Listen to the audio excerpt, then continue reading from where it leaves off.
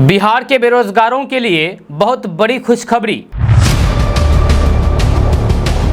अब बिहार सरकार बेरोजगारों को बिजनेस करने के लिए देगी 50 लाख रुपए।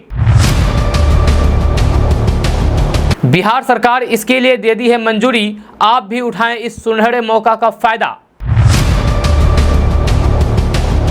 कैसे मिलेंगे पैसे, क्या है नियम, क्या करना होगा, कौन सा बिजनेस कर सकते हैं, जाने सब कुछ इस वीडियो में विस्तार से। जी हाँ, अगर आप बिहार के रहने वाले हैं और बेरोजगार हैं तो आपके लिए बहुत बड़ी खुशखबरी है।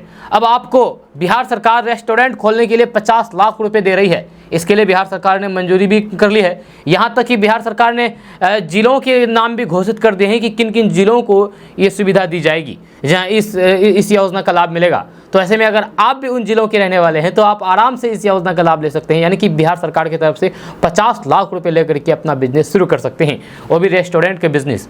हम आपको इसके बारे में भी पूरी डिटेल्स के साथ बताएंगे। उससे पहले आपसे गुजारिश है, रिक्वेस्ट है कि अगर आप हमारे चैनल पर नए आए तो चैनल को सब्सक्राइब करके बेल आइकन को प्रेस कर दीजिए। अगर आप इस वीडियो को हमारे फेसबुक पेज पर देख रहे हैं तो पेज को फॉलो कर दीजिए। ऊपर फॉलो बटन दिख रहा होगा आपको, क्लिक करेंगे तो फॉलो आ जाएंगे। तो अभी क्लिक कीजिए और फॉलो कर दीजिए।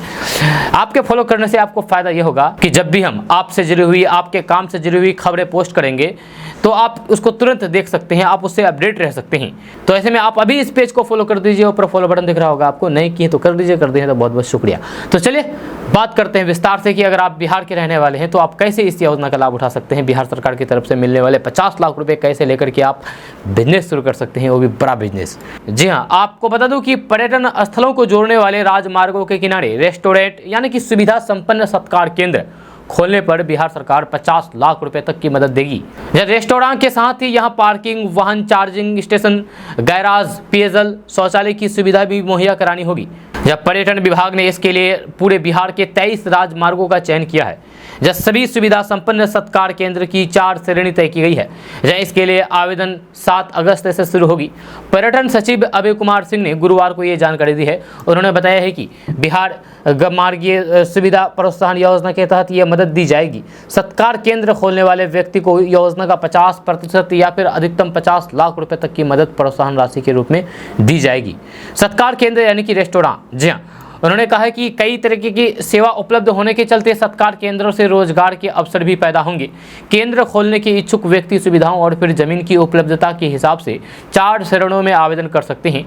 जब विभाग की वेबसाइट पर आवेदन प्रपत्र उपलब्ध है। उन्होंने बताया है कि आधुनिक सत्कार केंद्रों को सुविधाओं के हिसाब से प्रीमियम, स्टैंडर्ड, बेसिक एवं मौजूदा कार्यरत संरचनाओं में बांटा गया है। उन्होंने बताया है कि पहले चरण में 3 सत्कार केंद्र को प्रोत्साहन की स्वीकृति दी गई है। निर्धारित तिथि तक इन्हीं के आवेदन आए थे। जय इसमें गोपालगंज, मुजफ्फरपुर, दरभंगा, सुपौल, पूर्णिया, पटना, आरा, रोहतास, कैमूर पर एक और मुजफ्फरपुर मोतिहारी मार्ग पर एक सत्कार केंद्र खुला है, यानी कि रेस्टोरेंट खुला है। जिन 4 चरणों में ये चीज़ खोलेंगे वो है प्रीमियम मार्गीय सुविधा के लिए 1.5 एकड़ जमीन की ज़रूरत है।